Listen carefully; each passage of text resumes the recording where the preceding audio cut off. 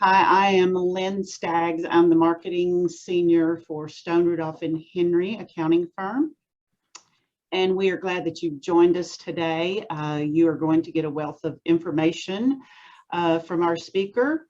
And we did want to let you know that if you do have questions or comments that you want to make as our speaker is talking, just go in the chat box. If you just move your mouse across the screen, or if you're using a finger pad, you can scroll across and it should pop up the chat box.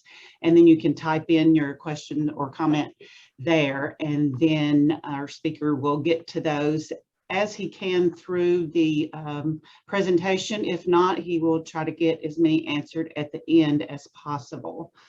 Okay, let's see, we've got quite a few on here already. So I'll go ahead and introduce our speaker. We are so happy to be in a partnership with Takacs McGinnis Elder Care Law Firm. And one of their partners, Chris Johnson, he is an attorney with them also, and he is going to bring you quite a bit of information on 10 asset protection mistakes. So Chris, glad to have you, and Lynn, take it away. Thank you so much, Lynn. Very glad to be here. We're very honored to be associated with Stone Rudolph and Henry and the wonderful work that you all do for your clients. As introduction for myself, my name is Chris Johnson. As Lynn mentioned, I'm a partner and attorney here at Takacs McGinnis Elder Care Law. My background, prior to working in the elder law world, I was a United States Marine, so I served a little time as an infantry officer, and then they saw fit to send me to law school, which got me on my legal journey. They have a scholarship program that that I was eligible for and was awarded.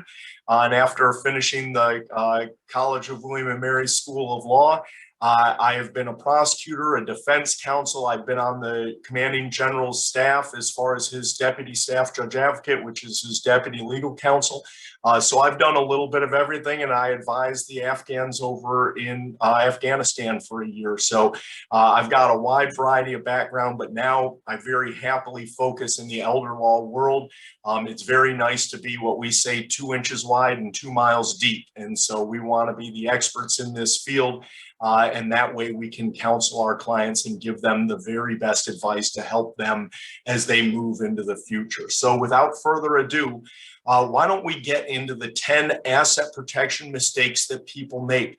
And people make these simply because they often don't know what the right thing is. It's amazing how often in our world, our decisions are, shall we say, made by what we hear our neighbors do, what our friends or family, what they've done, and they say, oh, do this, you know, this is a good plan for you. So for some people, it's even what they see on television. And what happens is people don't understand that each and every one of us has a unique situation, and what is a good plan for your neighbor doesn't necessarily mean it's a good plan for you. And that assessment, that evaluation of what your personal circumstances are, and then tailoring a plan that fits what your needs and your concerns are, is a huge deal. And when I hear people say, well, you know, I just downloaded this will off the internet, isn't that good enough? And in today's day and age, I'm not sure what you can trust on the internet. You certainly don't want to trust your estate planning to it. I know that. What you want to have done is have your situation evaluated so that you can avoid these mistakes. And so let's get right into it and talk about mistake number one. And that is relying solely on a will or a living trust. And so you'll hear living trust, revocable living trust, revocable trust, all synonymous. Those are what are known as will substitutes. And so those will convey your testamentary intent, but do so in a manner, if all your other planning is done properly, that you can avoid the probate process. So there's really two mistakes with relying on a will or a living trust. And that is, the first one to me is that's only half your planning. It worries about what happens after you pass away. It does not worry about what happens while you're alive. And the two things that are missing are, first, you need powers of attorney. And powers of attorney, you'll hear about them: healthcare power of attorney and durable general power of attorney. Those are for healthcare decision-making and legal and financial decision-making. Why are those documents so important to be done in conjunction with a will or a revocable living trust? Because they convey legal decision-making authority to someone else if you're unable. Put in simpler terms, they help you while you're alive. Your will, your revocable living trust, yes, they are good documents and they will take care of some things after you pass away. But if you don't have those powers of attorney, no one automatically has your legal decision-making authority for you if you're unable to act. You hear all the time, but I'm their spouse. Don't I get to make these decisions? No. You can't go into a bank and start making transactions on your spouse's account if your name isn't on there or you don't have a power of attorney. And people say, well, who should have a power of attorney? And of course, I'm biased, but my answer is everyone over the age of 18, because we don't know what tomorrow is going to bring. We do know that tomorrow is never promised. If there was ever a better example of that, I think this pandemic that we've been in now for 18 months has shown us that. If anyone had asked me in January or February in 2020 that we would be wearing masks for the next year and a half, we'd have these quarantines and everything else, I think most of us would have laughed and said that is something out of science fiction. And now here we are still struggling to fight our way out of it. And you just don't know what tomorrow is going to bring. So the powers of attorney are going to make sure if you are unable to make legal and financial decisions or unable to make your healthcare decisions, someone can do those for you and have that process done smoothly. As far as after your passing or as far as advanced planning, the relying on a living trust or relying solely on a will is you're not building in any asset protection into that. People think, well, I've got those documents. I hear all the time. It's sad when people come in and say, well, my farm or my home should be protected because we put it in a trust. And I'll look at the trust and say, well, this is a revocable trust. And they look at me like, well, what's that mean? And I said, well, it means that you have not shielded your property in any way, shape, or form, and it's still subject to all the bad things that can happen. Most people are very shocked to hear that. They think getting a trust is wise. They get a revocable living trust. They pat themselves on the back, not understanding the full legal consequences of it. And so going to a certified elder law attorney, someone who this is where they practice and this is the nuance that they do, vice going and speaking with a general practitioner who might not know these smaller details. So a will and a revocable living trust are both very good documents and both necessary documents. And I call them foundational elements of any good estate plan, but oftentimes they are not enough. They are a starting point, nothing more. So let's go to mistake number 2, relying on Medicare or health insurance alone.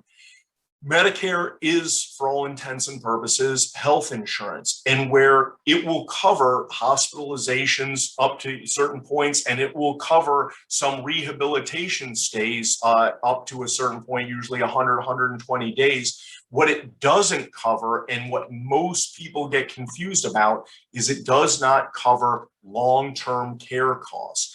And when people hear what the numbers of long-term care costs are, they are very startling. Assisted living facilities can run $4,000 to $4,500 a month.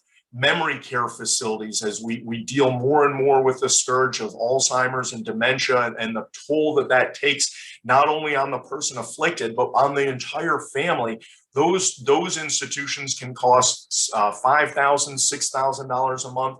And a skilled nursing facility can go $8,000 to $10,000 a month, which means now you're talking $100,000 a year to pay for the care of one individual. And that we would consider that a very good paying job. And here, that's what it takes to care for that one individual. And when people realize that Medicare and health insurance aren't going to cover that, it can become a real startling event. And so, like everything in planning, you plan early. Proper prior planning prevents poor performance. Those are your 6 Ps. And you want to remember those, and you want to start looking ahead and looking towards the future. Those who start the planning timeline early are almost always much, much better off than those who are trying to do it in emergent fashion. Because when you get to the end and you're scrambling, there is much less that you can do. I call it the proverbial sandbox that you can play in as an attorney to help make your client's life better. It's just much, much smaller, much, much more confined in what you have room to do as far as planning tools. So mistake number 3, transferring all your assets to your children or other relatives. This is a nightmare. I call this one the purposeful pauper strategy, and that is, I'm just going to essentially make myself poor on paper, and I'm going to hand over my retirement to the kids and just let them manage things, but I'm actually going to put it in their name so I don't have any assets, and ta-da, I'm going to qualify for TennCare. So there's a couple different mistakes in this. Bad tax consequences, and SRH can tell you all about them. The not a very wise tax strategy as far as dealing with that. From our standpoint, you can easily put yourself in very bad penalty periods if you're not careful going with a strategy like this. And I don't really even like to label this as a strategy. I think it comes down to being a mistake. I had, in very generic terms, a conversation with someone who basically told me, I have transferred everything to my son. And they had done so many years ago and were convinced that they had defeated TennCare. And to some extent, they were right. TennCare has a 5-year look-back clock, and they were pretty entertaining about it, our conversation. They came in and said, Chris, I don't need any of your fancy planning. We just need some basic documents. I did all this, transferred everything to my son. Look at me, I defeated TennCare. And I looked him in the eye and I said, sir, you're absolutely correct. You did defeat TennCare. However, if your son gets a divorce, if your son gets in a car accident and gets sued, if your son has to file for bankruptcy, you've lost your retirement. And he was very upset to hear that and said, well, wait, why would I lose my retirement? That's my stuff. And I said, no, it's not. Once you retitled it into your son's name, you made it your son's assets. And you could kind of see, hey, this is an upsetting revelation. And I didn't like being the bearer of this news either. I don't ever want to give my clients bad news, but I have to give them candid news and I have to give them objective news. And when they heard that and they understood that all they had done, we talk about risk mitigation all the time. We are trying to lessen the risk of our clients from financial exposure to these long-term care costs. When you take that risk away by simply shifting the risk to the children and all the things that their life brings them, and remember, their marriages are younger, which means they're more susceptible to a divorce. They're out there on their jobs. They're working more, just as that age group tends to be. And because of that, they're interacting with more and more people, driving more miles, car accidents, the whole 9 yards. And then obviously the financial stresses and strains that face us all from time to time. And again, looking at 2020 and early 2021 for a lot of families, this has been financially very difficult. And when you put those assets in the children's name, you haven't mitigated any risk. You've shifted the risk, and I would argue that you've actually increased the risk, because the TennCare risk, we could come up with a number of what that is, but all of those risks that I've named that the children face, I guarantee you are higher than what the TennCare risk would be alone. So transferring assets to children is not a wise strategy from almost any angle. All right, let's talk about mistake number 4. Placing all your assets into joint ownership with another family member. This has very similar issues to what I just described in mistake number 3. You've made them co-owners. In this case, you really have doubled the risk, because if it's a joint account, again, it's theirs as much as it is yours. So it's susceptible to all the bad things that can happen to your children. And because you haven't given it away, now you haven't done anything to protect it from TennCare or make any mitigate any risk on your end, on the elder's end as well. And so that might even be the worst of all worlds, is doing the joint account. Here's the classic example of how people get themselves into joint accounts with their children. And again, it's one of those, the road to where is paved in good intentions. And so what happens is family members are trying to make administration of the parent's day-to-day life easier. So they go to the bank and they say, listen, I want my son, my daughter to have access to this account no matter what happens to me.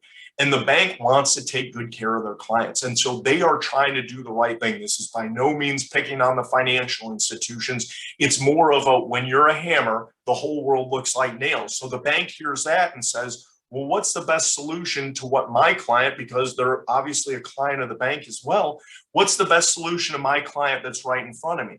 Well, let's put joint ownership on that account. The advantage of it from what the client was asking is very clear. The children have full access to it immediately.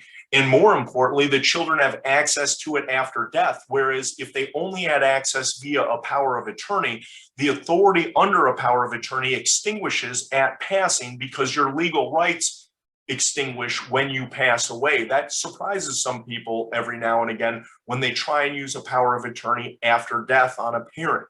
And so the bank is looking at the situation, hearing what's requested and thinking, well, we have given them exactly what they want. And from their frame of reference, they absolutely have.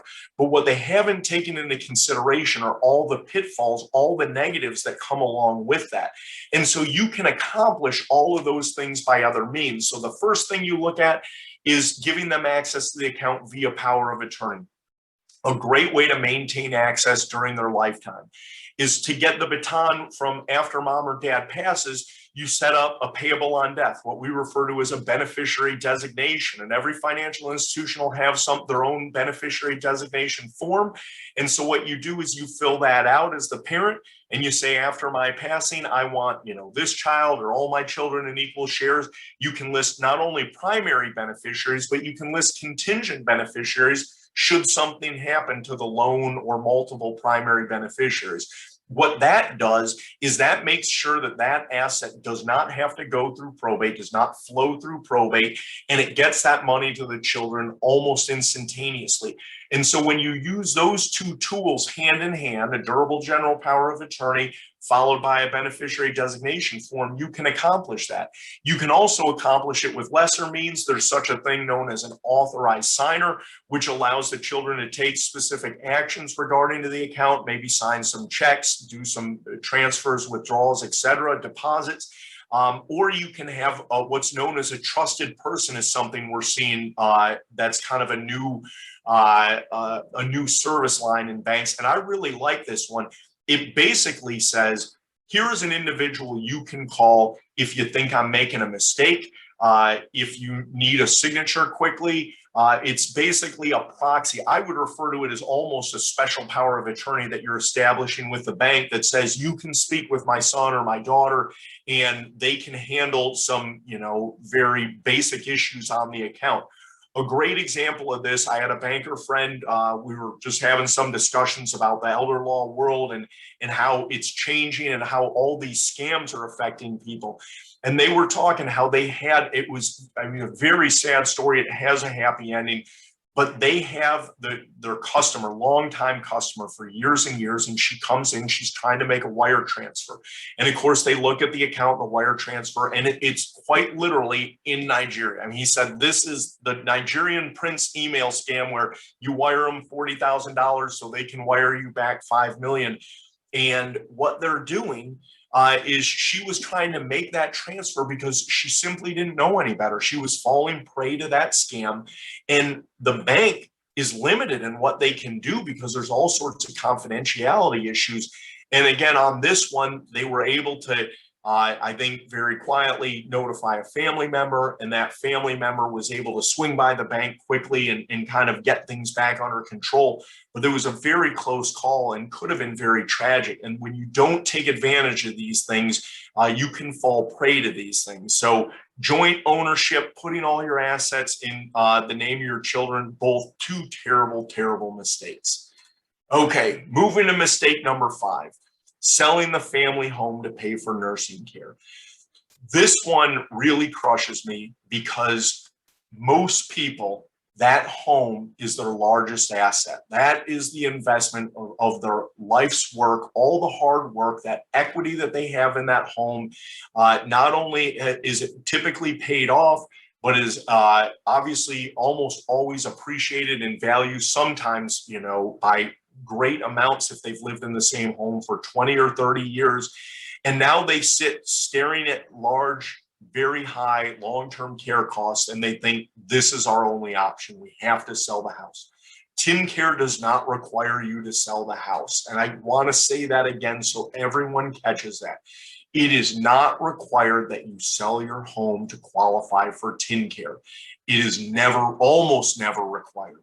And so when you know that, then you have to think, well, what is the planning that I can do to preserve the home?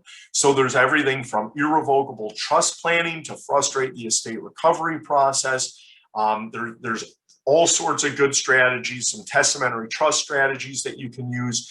But at the end of the day, the worst case scenario is even if you just own the home and go on TennCare, it's subject to estate recovery. And what that means is TennCare will ask, TennCare is a government run program. It has a finite amount of funds, based on the appropriations process.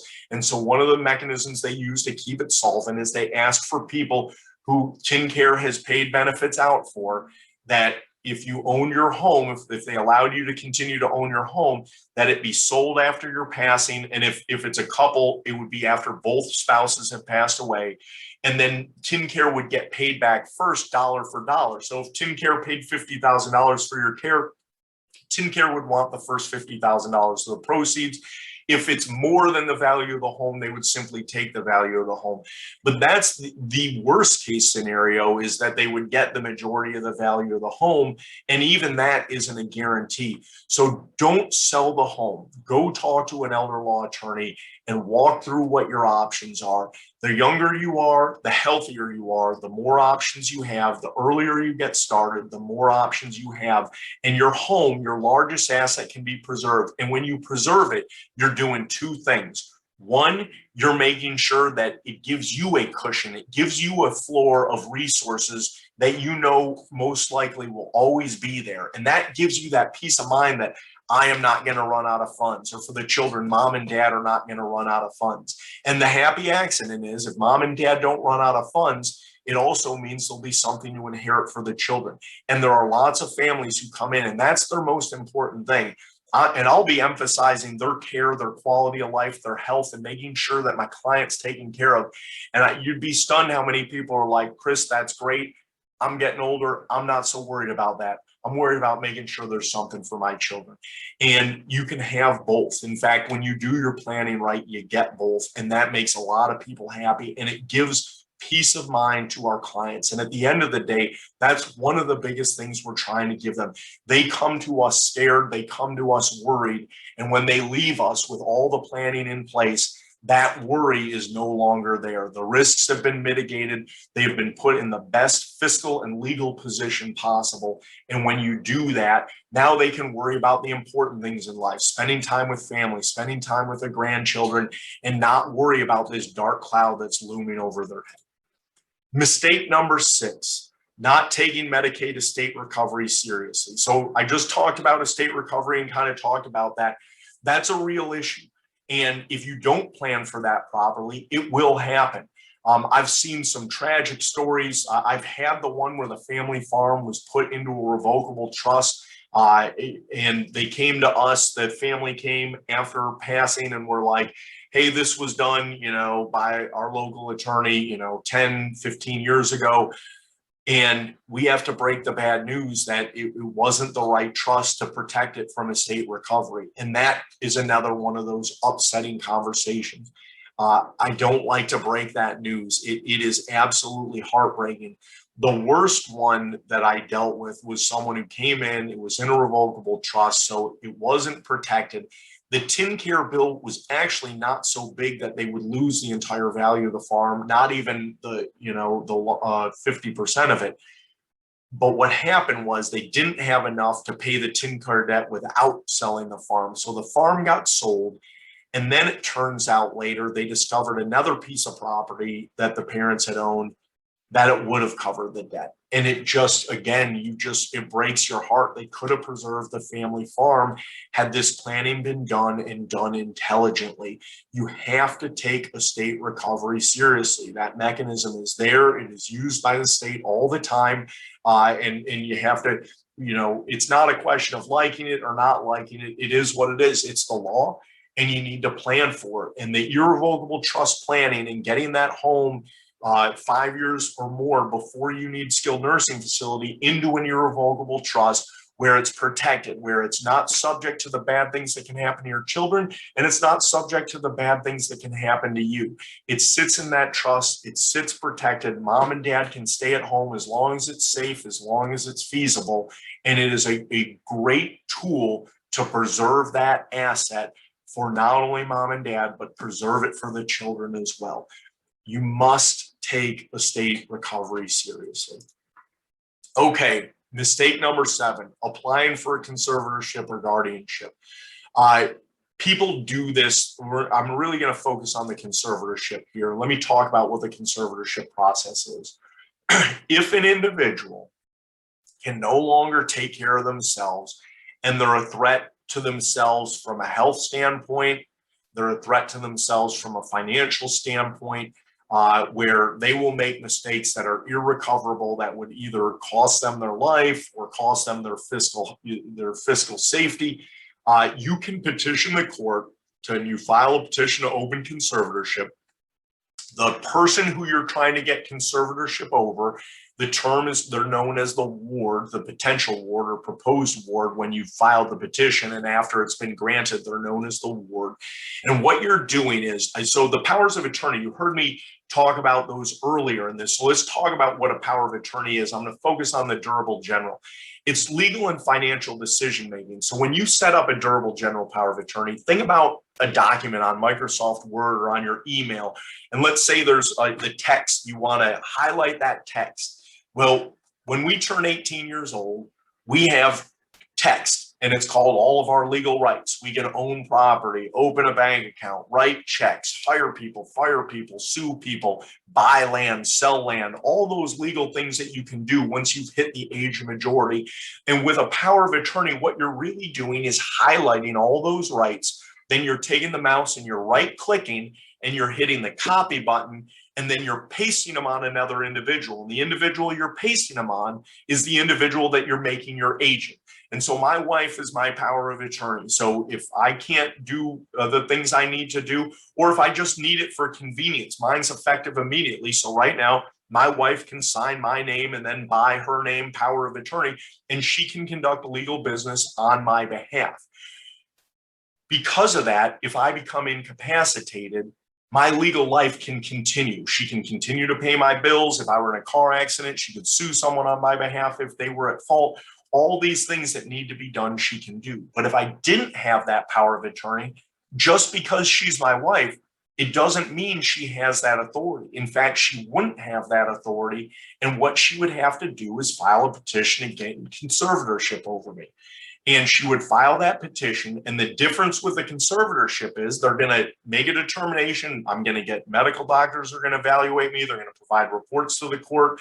They're going to actually assign me an attorney ad litem, an attorney who is representing me, even though I might not even be able to communicate with them. And they're going to go to the court and they're going to say, listen, I've met with them. They couldn't even communicate with me. Absolutely need this. Or they're going to meet with me and I'm going to be cantankerous and be like, I don't need any of this. And they may go in there and advocate and say, well, he's a little cantankerous and cranky, but he doesn't need a conservatorship. And then the court's going to sort it out. Well, if the court grants the petition to set up the conservatorship, and let's say they make my wife my conservator, what they're doing this time is they're going to highlight all those legal rights I have, and they're going to hit that right click button. But instead of hitting copy and paste, they're hitting cut and paste, and they're literally stripping me of my legal rights to make decisions on my behalf. The most famous one out there right now that I think many of us are familiar with is we see Britney Spears. In fact, the judge just denied the latest motion to end the conservatorship. And I know it draws a lot of attention because we have famous people involved in it. And I think it's highlighted the conservatorship process. I think it's unfortunate. They say bad facts make bad law. that is a very unusual case. And I think it has turned a lot of people off to the conservatorship process. The conservatorship process does a lot of good and helps a lot of people who need help. When people hear about that case, I think it's a little unusual, a little different. Why it's a big deal to apply for it is the stripping of those rights. The court doesn't want to do that. And once the court strips those rights, now every decision that you're going to be making, you're going to be reporting to the court. A lot of decisions, you're going to be kind of going, mother, may I, to the court. It slows things down. And in most families, they don't need that court, that judicial oversight supervising every little decision. And so if you don't need to file for a conservatorship, I wouldn't do it. And especially if you already have that power of attorney authority and it's in full force, use that. Use that until it's untenable. I'd say 90 to 95% of the time, that is going to solve all of the problems there. There's some rare instances where it might not, but it's expensive, it's time consuming, it's burdensome, and heaven forbid you file a petition for conservatorship and someone challenges it. A fight. So I've seen one brother and sister both fighting over dad. It gets so ugly because it's a custody fight, but it's a custody fight over an individual with all the money. And so the stakes are even higher and they get even uglier.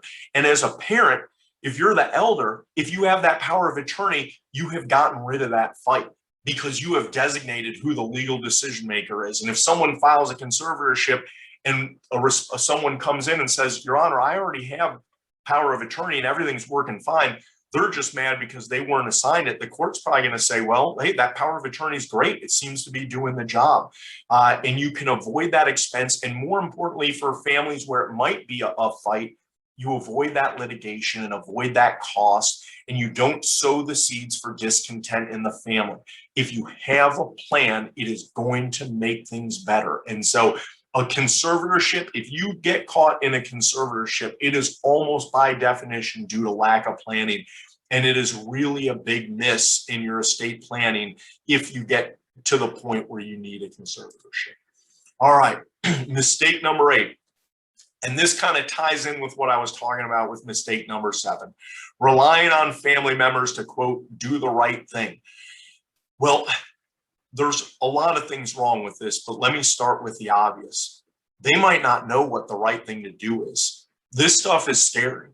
You're talking about big time financial decisions, big time healthcare decisions. If you don't tell your children what you want, if you don't leave them with a plan, they don't necessarily know what to do. You're not born with it. You're not born knowing mom or dad wants a feeding tube or doesn't want a feeding tube, wants extraordinary measures, doesn't want extraordinary measures. They don't know how mom or dad wants the estate to be distributed at their passing. You have to have that plan in place. And basically you hand it to them and say, here's the play, execute it. And when you do that, it prevents hurt feelings. It prevents people from quibbling. You can't prevent all of that. But most families, when they understand this is what mom or dad wanted, and when you think about, I always love the phrase last will and testament, because that's what it is. It's their last words on this earth. And those are profound. Those are very important because people want to honor their mother and honor the father and do what their wishes are. And that's what that last will and testament, or if you go the revocable living trust route as a will substitute, that's what it is. These are the final words on earth. This is what they want, and you honor them by executing it. And having that plan in place, it is going to keep people happier, and it's going to make sure the children know what to do. It is a very heavy burden to do these decisions, make these decisions, and especially in the healthcare realm, even if they know what the plan is. But for a child to have to make the decision on whether or not to withhold treatment for a parent, and they don't know what the parent wants, they are going to be saddled with that for the rest of their life. And I've met with too many clients who have come in and said, this decision was left to me and I was given no guidance on it. And I basically had to guess and do a little bit of substituting my judgment for theirs.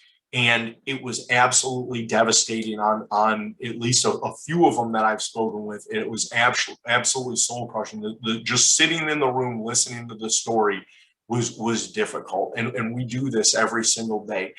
You don't, and it goes back to the proper prior planning prevents poor performance. If you don't have a plan, it is going to leave chaos. And if you leave chaos, it's going to be very difficult. And if you don't have a plan, by definition, you haven't done anything to protect assets. You haven't done anything to make sure that the majority of your wealth stays within your family, both for you and for your children, for your descendants. Okay, mistake number 9. Not seeking the advice of a specialist in the elder care world and asset protection planning. I've alluded to it a couple of times. The revocable trust story is always the one that I find the most tragic, because people think the word trust is just the magic language. I've got my home in a trust, it's taken care of. It's not. If it's a revocable living trust, you don't have any asset protection. Your home is still subject, your farm is still subject to estate recovery. It can easily be lost. And sometimes practitioners will get in over their head. They're more of a general practitioner and they're not a specialist. And they think, well, we'll just get it in a trust. That's going to take care of things. It's not. And even if you get it in the right trust, and so you have someone who sets up an irrevocable trust and they've got the home and they signed over the deed into the irrevocable trust. And this one happened. I had a client come in, I was doing a document review. They had been with another attorney a few years before, and they should have been in an excellent position. The attorney had actually drafted some very good documents and I reviewed everything. They had the asset protection trust. They even had a signed deed in there. And I'm like, oh, things are looking pretty good. But what I didn't see and what was devastating was the deed was never recorded. And when you start a 5-year look back clock with KinCare, it doesn't start the day the deed is signed. It starts the day the deed is recorded. And those little nuances make all the difference. The individual I met with was someone who should have been 4.5 years through a 5-year look back clock. They were quite literally on the 5-yard line, about to win. And now they were essentially being told that they needed to start over because the plan hadn't been fully executed. It crushes you. It absolutely crushes you. And so you need to have people who know those nuanced details, who know the rules, who know why a springing power of attorney typically isn't your best power of attorney. A springing power of attorney is one that is, although valid, not legally effective until you're incapacitated. A lot of people think, well, that protects me because I don't need my power of attorney doing stuff while I'm alive. Well, maybe you do. Maybe you're out of the country. Maybe it's a convenience standpoint.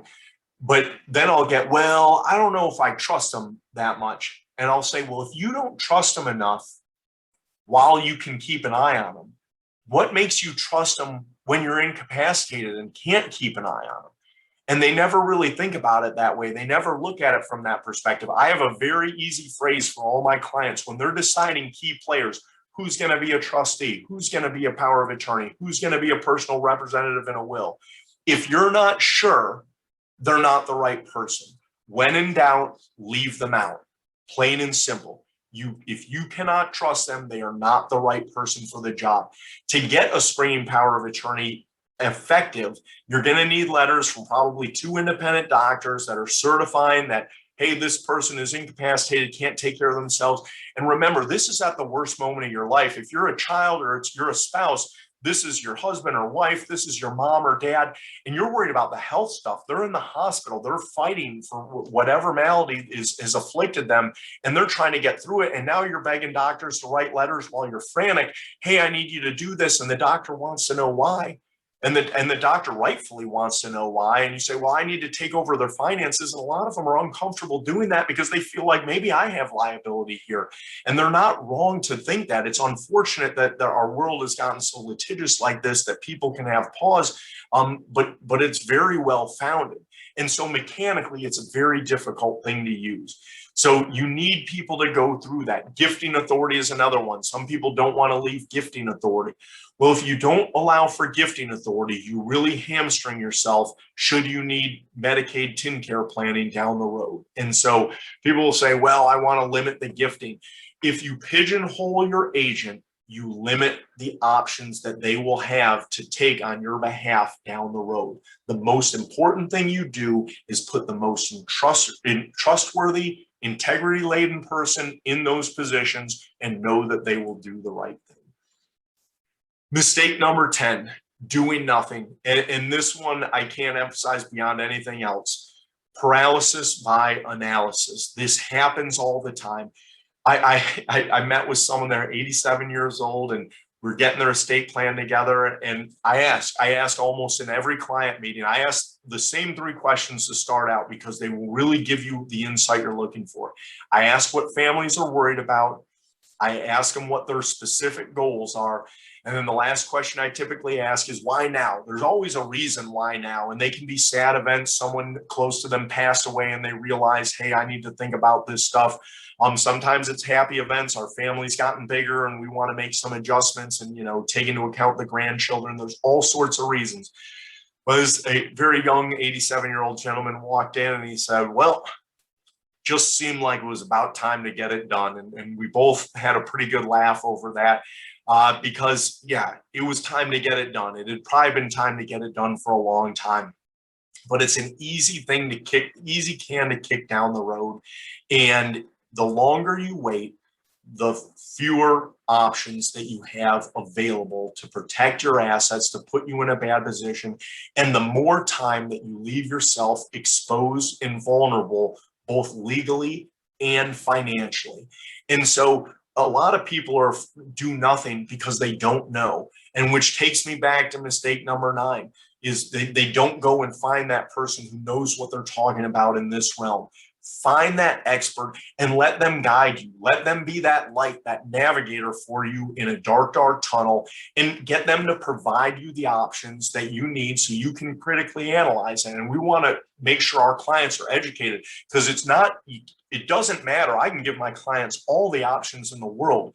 If they don't understand why one option is better than another, I'm not really doing them any favors. And so there's an education piece to this. When you go into a meeting with an elder care law attorney, you should be educated. You should be provided some granularity on what these costs are, what the different programs are, what your personal circumstances are and why they matter. So that then when you're presented with, well, we could go in this direction or we could go in this direction, you have the tools and the basic knowledge, the baseline knowledge to say, I understand why this is the best plan. It's not a question of do I turn right or do I turn left?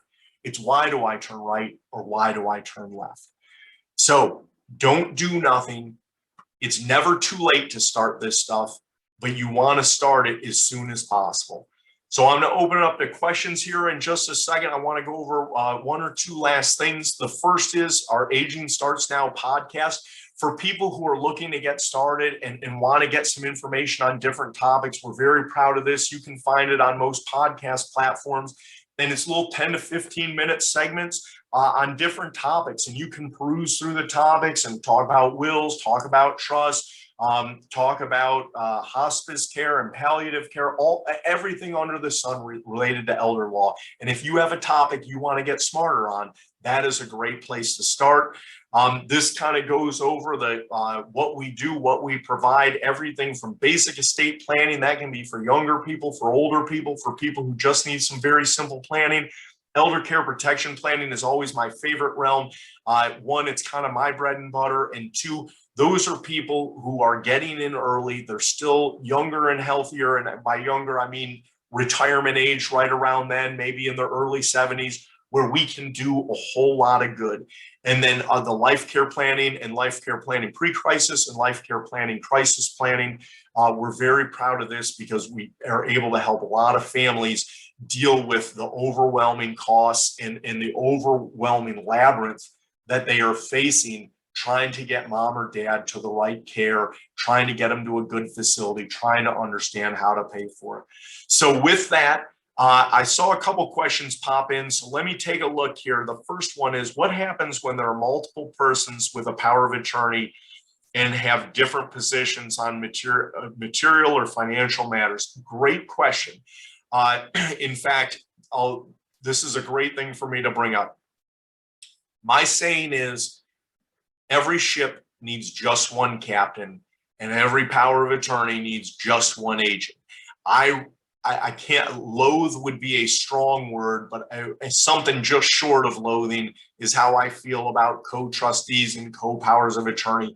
In rare circumstances, I might think they're a good thing, But if you have co-trustees or co-powers of attorney and they disagree on something, that decision-making baton is frozen.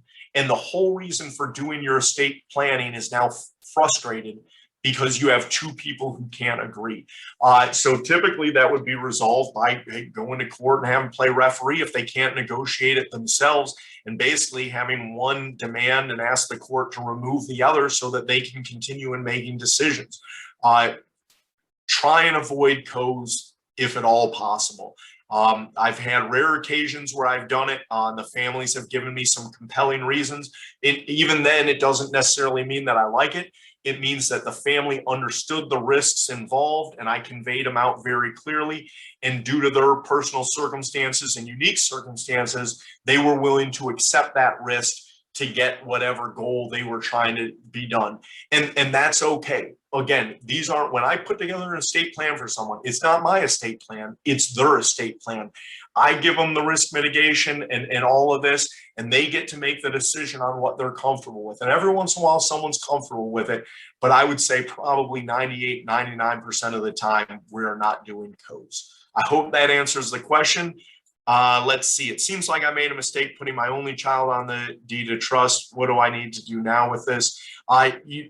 The safe answer, just because I haven't seen the whole picture, and so I don't want to get in and just say, start dishing out legal advice with what I call the strobe light effect, where I have just one little piece of information.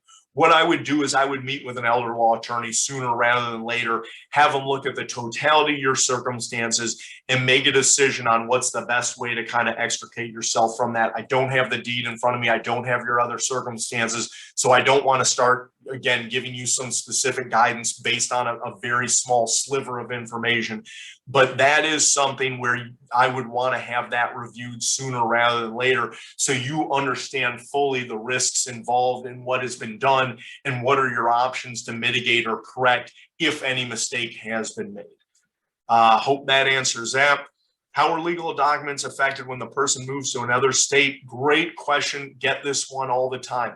Think of your legal documents, your wills or your powers of attorney, a lot like a driver's license. If they're valid in the state you executed it, they should be valid in the state you've moved to. Like anything else, your powers of attorney, your will, your revocable living trust, think about them like a car. You buy the car, you buy the estate plan that suits you at the time. I have a plan. I'm too young to be putting together asset protection. I'm still in the process of growing assets, and I'm going to be living, knock on wood, 30, 40, 50 more years. And so I'm going to grow those assets, and I don't want to overly inhibit my ability to access those assets at this time. Unless something really bad befalls me, TennCare really isn't in the picture for the next couple decades. Let's hope that's the case. And so I have the plan. I have a basic estate plan that's right for me. And that's kind of the vehicle that works for me now. But I just got married and I've got a baby. And so, my life's changing a little bit. And so take a look at my estate plan. Is it covering all that? Do we need to make some tweaks and update it? And so when you move to another state, maybe there's been some other changes in circumstances. Maybe you moved there because one of your children got married and is having some kids, and you want to take those things into account. So it's never a bad thing to take a look at your estate planning documents every year or two and just make sure they're still doing what they should. And then maybe every 6 or 7 years, hey, it's time to get a new car. It might be time to, hey, it's time to trade in this estate plan. We did this one when we were in our 50s. Now we're 65, 66, 67, thinking about retirement or retiring. We're in our forever home.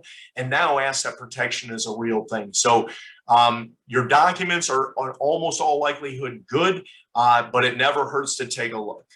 Let's see. Didn't you say you should have multiple backup powers of attorney? Absolutely. And that's from Ed H. That's all I can see on the name there in the chat.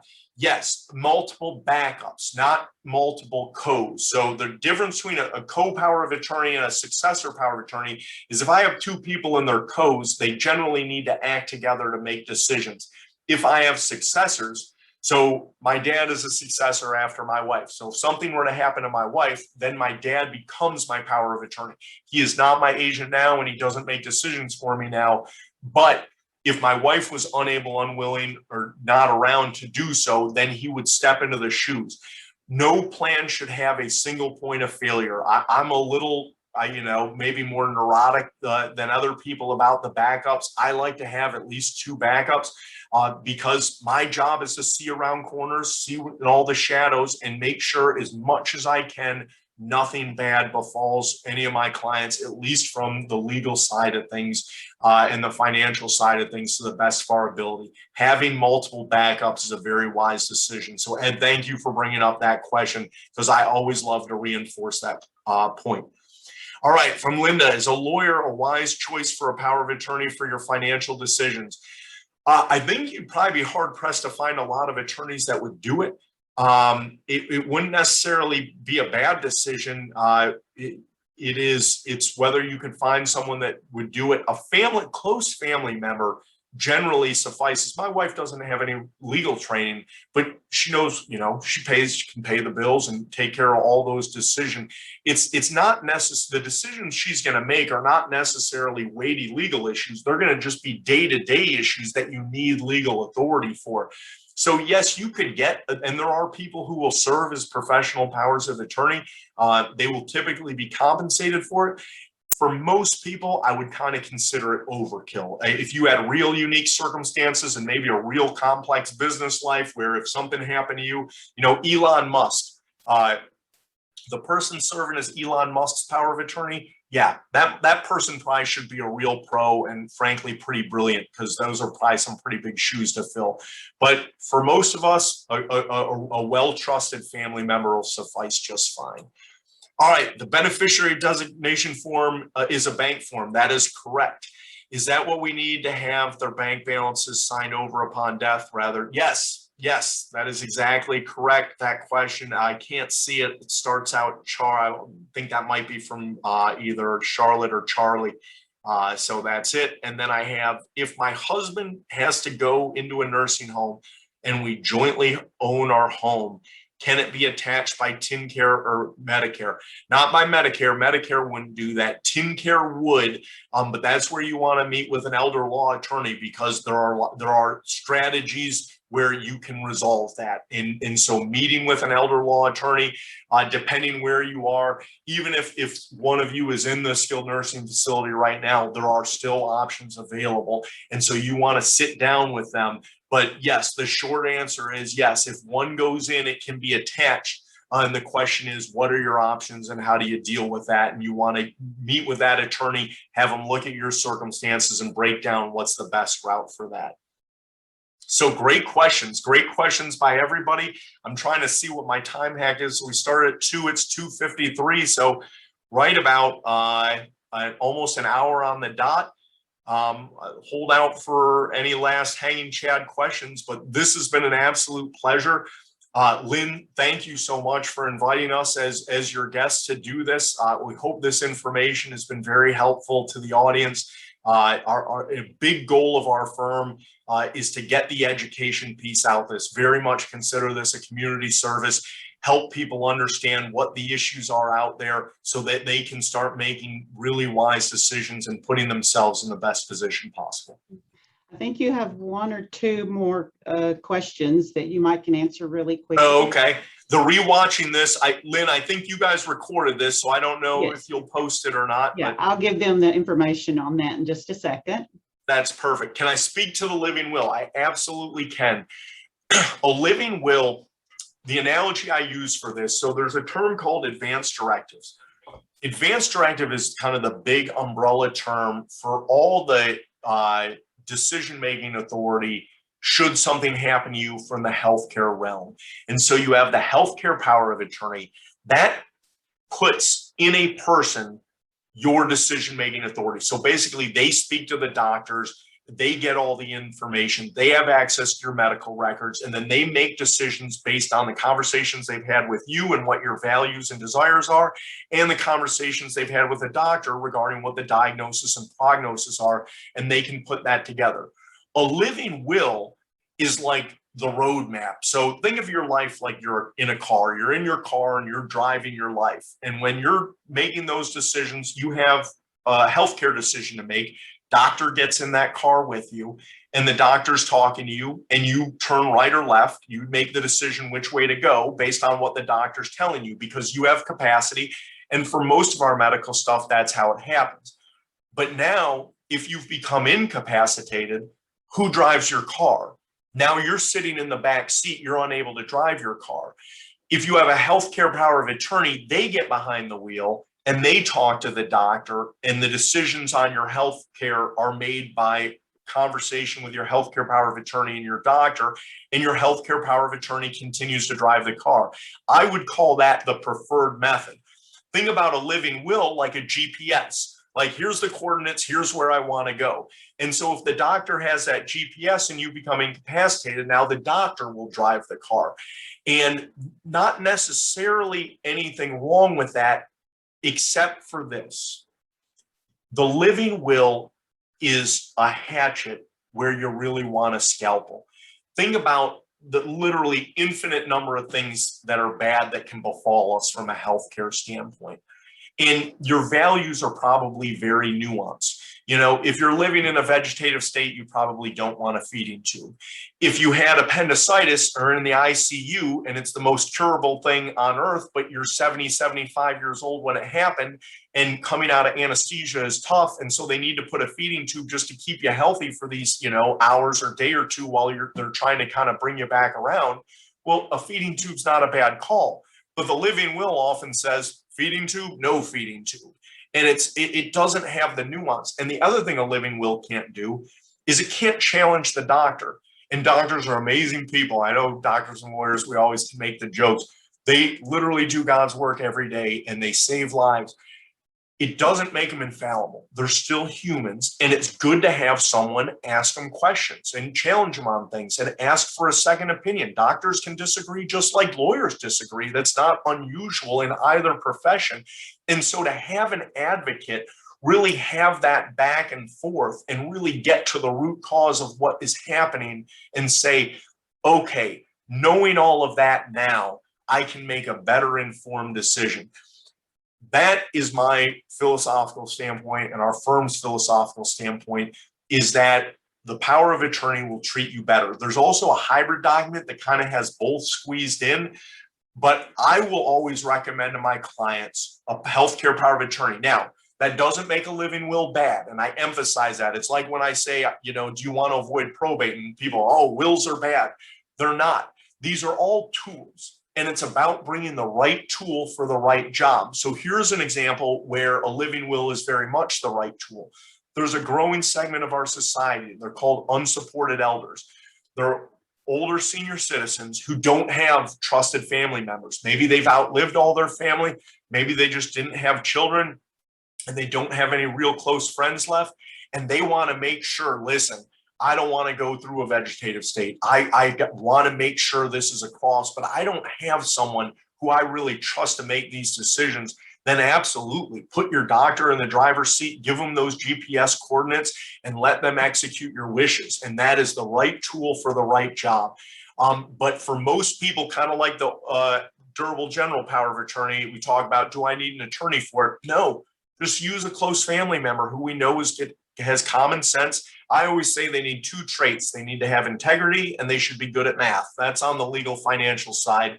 On the healthcare side, I think it's integrity and common sense. So let's see. How does elder care impact charitable giving and tax consequences? Charitable giving, so I always leave the tax stuff to the tax professionals. So why don't I caveat my answer with that? And so I think that's a question more attuned to SRH.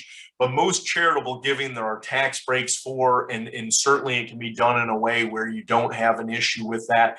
And with any estate planning, you want to go through with your CPA what the tax consequences are. But when done right, most of the negative tax consequences can be mitigated at a minimum, if not outright gotten rid of. And the second piece is, I do emphasize this every time.